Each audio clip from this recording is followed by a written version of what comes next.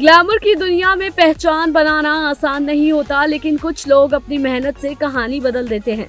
एक तरफ बॉलीवुड का स्टार कनेक्शन और दूसरी तरफ एक गुपचुप खड़ा होता बिजनेस एम्पायर। क्या सिर्फ नाम से पहचान बनती है या फिर काम भी अपनी अलग पहचान लिखता है? शुरा खान की कहानी सिर्फ एक स्टार वाइफ की नहीं बल्कि एक एंटरप्रेन्योर की जर्नी भी है।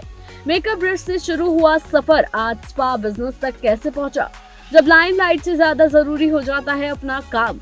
जी हाँ, एंटरटेनमेंट की दुनिया में कई बार सुर्खियां सिर्फ फिल्मों से नहीं बल्कि उनसे जुड़े लोगों की प्रोफेशनल जर्नी से भी बनती है। ऐसी ही एक नाम है शुरा खान, जो बॉलीवुड अभिनेता और निर्माता अरबाज खान की पत्नी के रूप में जानी जाती हैं। लेकिन उनकी असली पहचान ब्यूटी और वेलनेस इंडस्ट्री से जुड़ी हुई है। शुरा खान ने अपने करियर की शुरुआत मेकअप और ब्यूटी इंडस्ट्री से की। उन्होंने लंबे समय तक इस फील्ड में काम करते हुए कई सेलिब्रिटीज के साथ जुड़कर अनुभव हासिल किया।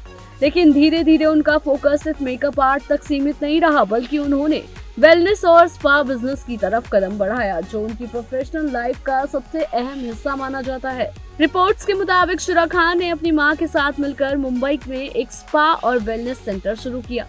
ये बिजनेस थाई विला नाम से रिलैक्सेशन सर्विस के लिए जाना गया। इस स्पा सेंटर का उद्देश्य पारंपरिक थाई मसाज और वेलनेस थेरेपी को भारतीय ग्राहकों तक पहुंचाना था। स्पा इंडस्ट्री भारत में तेजी से बढ़ती हुई हेल्थ और लाइफस्टाइल सेक्टर का हिस्सा है और इसी ट्रेंड को देखते हुए शुरा ने इस क्षेत्र में एंटरप्रेन्योर के तौर पर कदम रखा। उनका ये बिजनेस मॉडल वेलनेस, ब्यूटी और लाइफस्टाइल सर्विसेज के कॉम्बिनेशन पर आधारित रहा, जो खास कर अर्बन क्लाइंट्स को टारगेट करता है। इसी दौरान उन्होंने मेकअप आर्टिस्ट के तौर पर भी अपनी पहचान बनाए रखी और इंडस्ट्री में एक्टिव रही। बताया जाता है कि उन्होंने कई बड़े सेलिब्रिटी प्रोजेक्ट्स में भी काम किया, जिससे उनकी प्रोफेशनल क्रेडिबिलिटी और मजबूत हुई।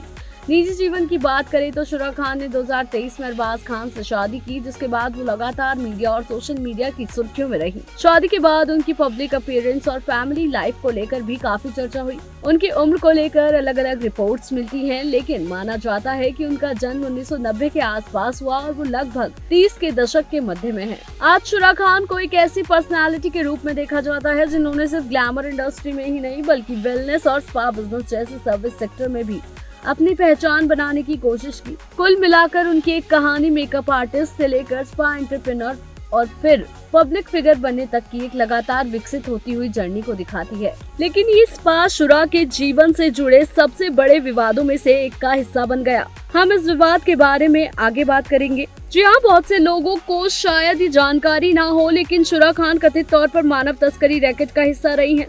17 अगस्त 2019 को मुंबई पुलिस की क्राइम ब्रांच ने थाई मसाज के नाम पर चल रहे एक सेक्स रैकेट का भंडाफोड़ किया।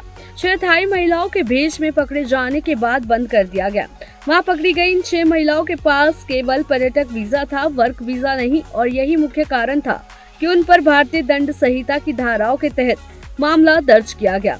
मुंबई क्राइम ब्रांच ने स्पा मालिक और प्रबंधकों को गिरफ्तार किया और उनके साथ 1 लाख रुपए नगद, एक कार्ड स्वाइपिंग मशीन, कॉन्डम, एक लैपटॉप, वाउचर बुक और दस्तावेज भी जब्त किए। फिल्मी जगत की ऐसी ही लेटेस्ट अपडेट्स के लिए देखते रहिए TNP एक्सप्लोर।